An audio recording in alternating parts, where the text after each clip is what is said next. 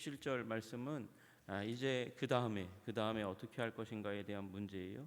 14절까지는 옷 입는 것까지를 말씀하시는 겁니다.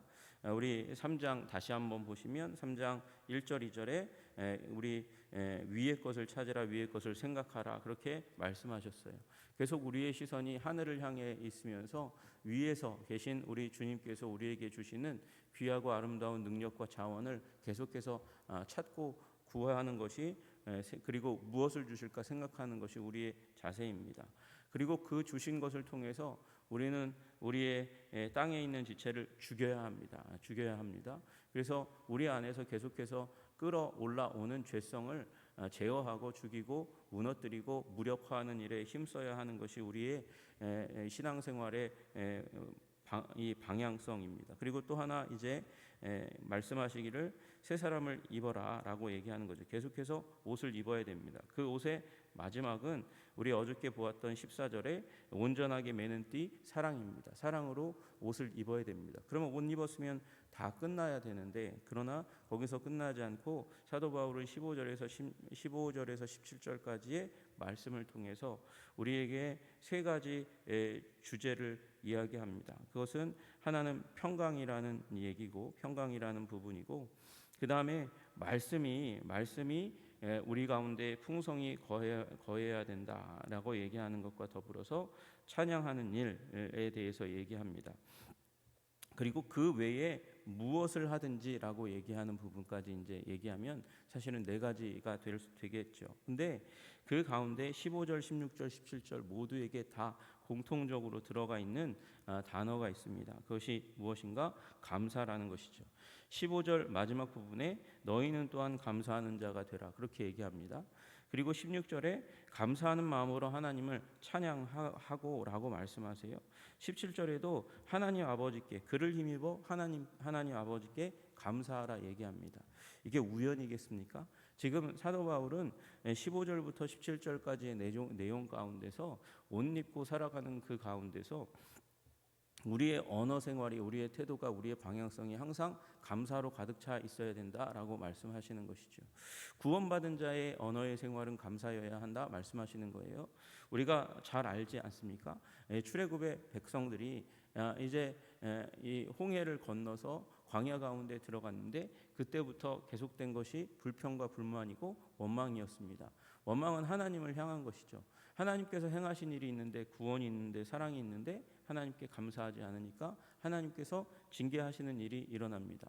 그리고 그것이 얼마나 가혹한 일인지, 그런 어마어마한 범죄인지 알려주시기 위해서 일부는 죽임을 당하는 일까지 일어나게 되는 것을 우리는 보게 됩니다. 말미암아 우리에게 주시는 교훈은 무엇입니까? 우리가 구원받았음에도 불구하고 감사하는 삶 가운데 온전히 나아가지 못하면 우리는 구원받았을 때 구원이 완전히 적용되지 못한 인생을 살아간다는 것입니다. 여러분, 감사하는 사람 되시기를 주님의 이름으로 축복합니다. 구원받았는데 원망이 가득하다, 불평이 가득하다. 여러분, 이것은 우리가 하나님께서 주신 그 위의 것, 우리에게 자원으로 날마다 부어주시는 그것을 누리지 못하게 만드는 것입니다. 우리가 병들게 만드는 일이 바로 감사하지 못하는 것이라는 것이죠. 그래서 먼저는 사도 바울은 우리에게 그리스도의 평강이 너희 마음을 주장하게 하라, 그렇게 말씀하세요. 여러분, 이 평강이라는 말은 개인적인 부분에서 하나님과의 관계에서 적용될 수 있는 말이고, 또 우리 이웃과의 관계에서 적용될 수 있는 말입니다. 근데 이 부분은 15절의 말씀은 그 두 가지를 다 포함하고 있는 것입니다. 그리스도의 평강이 우리 마음을 먼저 주장하게 해야 합니다. 우리가 불안에 휩싸일 때마다, 두려움에 휩싸일 때마다, 그럴 때마다, 또는 외부의 문제로 말미암아서 우리의 심령이 흔들리고 위협받을 때마다 우리는 그리스도의 평강을 찾아야 된다는 것입니다. 그리스도의 샬롬, 구약으로 따지면 샬롬, 오늘 본문으로는 에이레네를 찾아야 한다는 것이죠. 우리 마음이 안정된 자리 가운데 들어갈 수 있도록 그렇게 주장해야 한다고 말씀하시는 것이죠. 여러분, 하나님과의 관계 가운데 이것을 누리시는 여러분 되시기를 주님의 이름으로 축복합니다. 여러분, 우리 다 아시는 그 사건이 있잖아요. 우리 풍랑이 일어날 때 지자들은 아연실색했고 깜짝 놀랐습니다. 그것이 예수님이 배 안에서 주무시고 계셨던 간에 멀리에서 다가오시는 예수님을 유령으로 그렇게 이제 오인하고 깜짝 놀래서 불안에 떨 그때에 상관없이 모두 다 풍랑의 상황이었는데, 그런데 그때에 예수님이 가운데 계시고 예수님이 그 상황과 환경에 대해서 명령을 내리시자마자 그 풍랑이 잦아졌다는 것을 우리는 잘 알고 있습니다. 그래서 불안이 우리의 마음이 흔들리는 것이, 요동함이 우리 마음에 가득할 때에 그리스도의 평강을 주장하게 해야 하는 것입니다. 예수 그리스도의 이름으로 명하노니 평안할지어다, 평안할지어다. 그리스도의 사랑을 믿고 평안할지어다, 안정될지어다. 마음의 풍랑은 잠잠할지어다 주장하시는 여러분들 되시기를 주님의 이름으로 축복합니다. 그것이 몇 마디 말뿐이지만 이 몇 마디 말뿐을 통해서 주님은 풍랑을 잠잠하게 하시듯이 우리 마음 가운데 풍랑을 잠잠하게 하실 줄로 믿으시기를 주님의 이름으로 축복합니다. 여러분, 우리 제자들이 부활하신 예수님에 대한 소식이 있었지만 여전히 불안한 가운데 있었습니다. 두려움 가운데 있었습니다. 근데 예수님께서 그 가운데 나타나셔서 말씀하셨습니다. 평안할지어다 말씀하여 주셨습니다. 여러분, 주님의 평안을 적극적으로 받아들이는 여러분들 되시기를 주님의 이름으로 축복합니다. 상황과 환경은 도저히 평안을 주장할 수 없는데도 불구하고 주님 주시는 평강을 주장할 때 우리는 그것을 누릴 수 있어요. 여러분, 이게 요한웨슬레의 이 회심에 아주 큰 이제 성장에 아주 큰 영향력을 끼치게 된 것을 아시잖아요. 미국에 갈 때 풍랑에서 다른 사람들은 다 아연실색하고 자기도 목사지만 그 두려움 가운데 떨 때에 모라비안 교도들이 찬양하면서 평강을 주장하는 것을 바라보고 저들이 가지고 있는 그 영적인 비밀이 무엇인가 다가갔습니다. 다가가서 그들과 만나면서 새로운 영성에 눈을 뜨게 되면서 요한 웨슬레가 진짜 요한 웨슬레가 되는 일이 일어나게 된 것이죠. 여러분, 우리가 다른 수준의 삶을 살 수 있습니다. 평강을 주장하시기를 주님의 이름으로 축복합니다. 그리고 그것을 기초로 해서 우리는 관계의 평강을 주장해야 합니다. 너희는 평강을 위하여 한 몸으로 부르심을 받았으니 너희는 또한 감사하는 자가 되라. 여러분, 그러니까 관계 가운데 평강을 우리는 영향력으로 두어야 합니다. 하나님께 받은 평강을 우리 관계 가운데 평강으로 이어가야 되잖아요. 그 관계의 평강을 이어가도록, 화평을 이어가도록 우리가 우리 관계 가운데 문제가 없어지고 원망이 없어지고 불평이 사라지고 그렇게 만들기 위해서 우리에게 필요한 것은 그를 향한 감사의 제목들을 찾아야 된다는 것입니다. 불만이 하나 딱 생기잖아요. 아무리 가까운 사람이라도 불만이 딱 생기면 거기에 틈이 일어납니다. 그 원망과 불평이 계속해서 유지되면 계속 눈빛이 달라요. 찢어진 눈빛으로 쳐다볼 수밖에 없죠. 그런데 어느 순간 하나님께서 주신 이상한 이 마음의 씨앗을 가지고 그 사람을 바라봤는데 그 사람의 장점이 하나 보이기 시작하면 그게 완전히 반전되고 뒤집어집니다. 어디 그래서 보았어요. 한 부부가 싸웠어요. 냉담하게 싸웠습니다. 대화가 끊어졌습니다. 아주 이제 그 부부 가운데는 이제 아무런 화해의 길이 없는 것처럼 보였대요. 근데 어느 날 들어오다가 남편이 집 앞에 이 상점에서 귤 파는 것을 보고 귤을 한 봉다리 사가지고 왔다는 거예요. 그리고 그 귤 한 봉다리를 이제 식탁 위에 놓았다는 것이죠. 그런데 냉담했던 그 관계 가운데 식탁 가운데 놓고 화장실 갔다 왔는데 그 냉담한 아내가 그 식탁에 앉아가지고 거기서 귤을 까먹고 있더라는 거예요. 그 모습을 보니까 예전의 모습도 떠오르고, 그리고 아내가 하는 말이 내가 귤 좋아하는 거 어떻게 알고 사왔어? 그렇게 얘기하는 그 장면이 딱 이제 벌어지면서 아주 1,000원, 2,000원 하는 그 귤 한 봉다리가 소망 없는 가정에 새로운 변화를 가져왔다는 거예요. 그 말 한마디, 내가 귤 좋아하는 거, 귤 먹고 싶은 거 어떻게 알고 귤 사왔어? 그 한마디가 대화의 물꼬를 트고 이혼의 위기에 있던 사람들을 회복시켰다는 거예요. 그 대단한 것도 아니잖아요. 그런데 그런 일들이 일어납니다. 여러분, 우리에게 필요한 것은 작은 은혜입니다. 작은 은혜고 작은 감사할 그 이유들을 찾아가기 시작하면 관계의 변화가 일어나게 되는 줄로 믿으시기를 주님의 이름으로 축복합니다.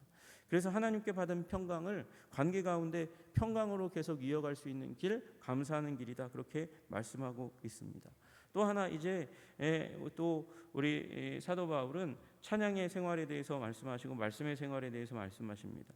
그리스도의 말씀이 너희 속에 풍성히 거하여라고 말씀하십니다. 그리스도의 말씀, 그리스도는 말씀입니다. 예수님은 말씀입니다. 어떻게 보면 이건 동일어입니다.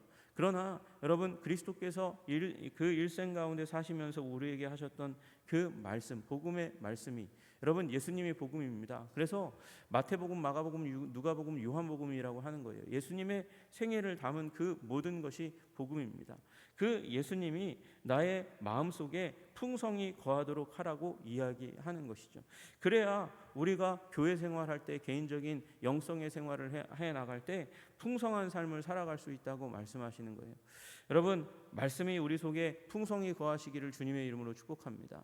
여러분 잘 아시잖아요. 목사의 10년 가운데 말씀이 풍성히 거하지 못하면 무슨 일이 일어납니까? 교회 망하는 겁니다. 망하는 겁니다.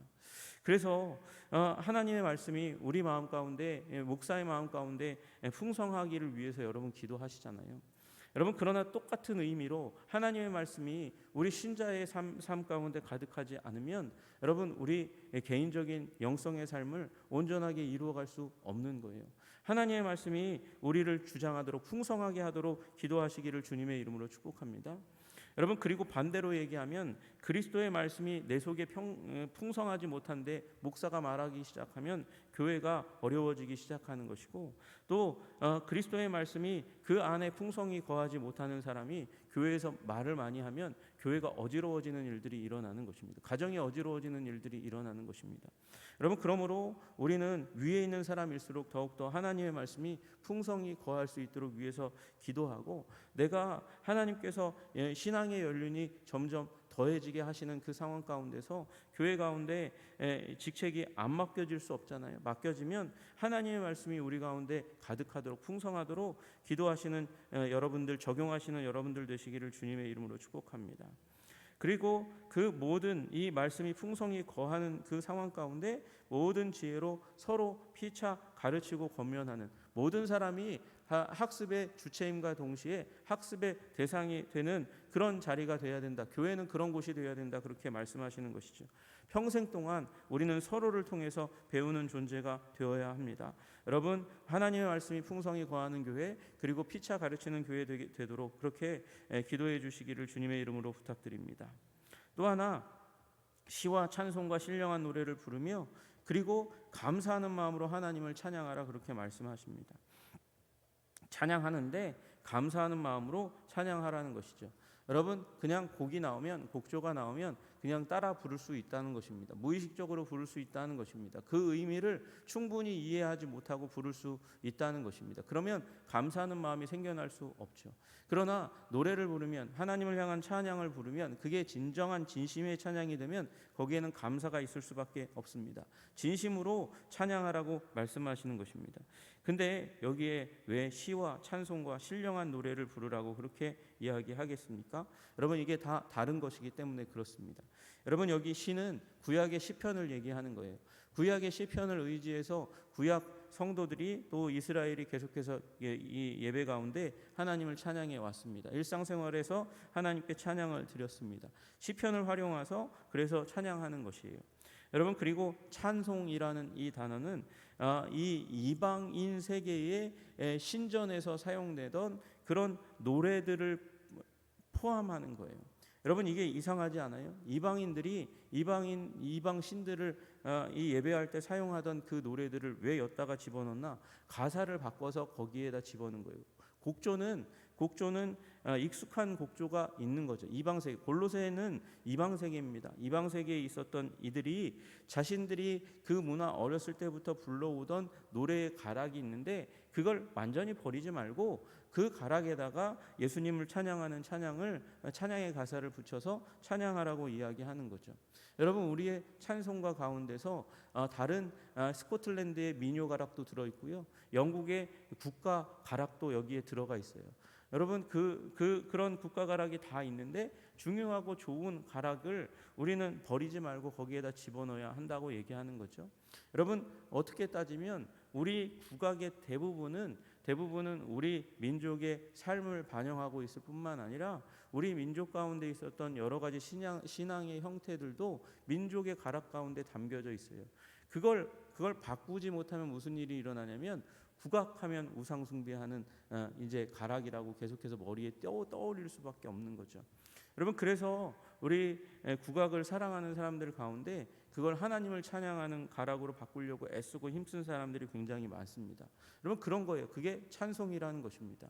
여러분, 우리 이방 세계 가운데 있었던 좋은 가락도 가져다가 거기에다가 가사로 붙이는데, 그러면 작곡하는 건 꺼려야 할 이유가 무엇입니까? 계속 불러오던 노래만 불러야 됩니까? 그걸 신령한 노래라고 이야기하는 것입니다. 물론 어떤 분들은 이 신령한 노래를 방언으로 하는 찬양이라고 얘기하는 분들도 있지만, 신령한 노래는 영성이 들어가 있는 새로운 노래를 부르면서 하나님께 감사하라, 그렇게 말씀하시는 것이죠. 여러분, 우리가 이 얘기는 우리가 할 수 있는 모든 것을 통해서 새 노래로 또 옛 노래로 주님을 찬양하라고 말씀하시는 것입니다. 여러분, 찬양의 사람 되시기를 주님의 이름으로 축복합니다. 그리고 또 무엇을 하든지 말에나 일에나 다 주 예수의 이름으로 하고 그를 힘입어 하나님 아버지께 감사하라 말씀하십니다. 여러분, 우리는 먹든지 마시든지 무엇을 하든지 하나님의 영광을 위해서 행해야 하는 사람들인 줄로 믿으시기를 주님의 이름으로 축복합니다. 그 무엇을 하든지가 여기에 담겨 있는 거예요. 그러니까 먹든지 마시든지 무엇을 하든지 다 말에나 일에나 우리의 에너지의 근원을 그리고 목적을 예수의 이름으로 하고 그를 힘입어 하라고 얘기합니다. 하나님께서 주시는, 예수 그리스도께서 주시는 힘으로, 내적인 힘으로 주님께서 우리를 구원하신 그 구원에 응답하는 사랑과 기쁨으로, 그게 그를 힘입어죠. 그렇게 그것을 힘입어서 우리는 그리스도의 일을 해야 하고 우리의 생활을 살아가야 한다고 말하는 것이고, 그리스도의 이름을 위한다는 것은 그의 영광을 위해서 행한다는 것을 의미하는 것입니다. 여러분, 우리 주님을 위하여, 주님을 힘입어서 주님을 위하여, 주님의 영광을 위하여 행하시는 여러분들 되시기를 주님의 이름으로 축복합니다. 그 가운데는 하나님 아버지께서 예수 그리스도를 주신 것을 감사하는 것이 힘입는 방법이라고 이야기하는 것이죠. 여러분, 우리 감사가 끊어지면 결국은 평강이 우리 삶을 주장하게 하는 삶, 내 내면과 관계를 주장하게 하는 삶이 불가능합니다. 감사하는 마음이 사라지면 말씀이 풍성하게 우리 가운데 거하고 서로를 가르치고 권면하는 일이 무너지게 됩니다. 우리 감사가 무너지면 신령한 노래를 부르는 일이 끊어지게 되는 것이죠. 감사가 무너지게 되면 우리 먹든지 마시든지 무엇을 하든지 하나님의 영광을 위하여 하는 삶이 아니라 나 자신을 위한 삶을 살아갈 수밖에 없다고 말씀하시는 것이죠. 여러분, 이 모든 15절부터 17절까지에 있는 부분들은 하나의 율법적인 목록이 되어서는 안 됩니다. 우리 하나님께서 우리에게 베풀어 주신 일에 대한 감사, 하나님께서 하신 일이 내 마음 가운데 계속해서 남아 있어 우리의 감사의 행동으로 튀어나와야 하는 것이라고 말씀하시는 것이죠. 여러분, 감사의 삶 사시기를 주님의 이름으로 축복합니다. 여러분, 감사하면 다 이룹니다. 사랑하면 다 이루는 것입니다. 감사와 사랑의 삶으로 말미암아 주님께서 우리에게 원하시는 삶을 살아드리는 여러분과 제가 되기를 주님의 이름으로 축복합니다. 기도하겠습니다. 하나님 아버지, 감사 찬양합니다. 주님, 우리는 감사가 없는 인생입니다. 왜냐하면 죄인이기 때문에 그렇습니다.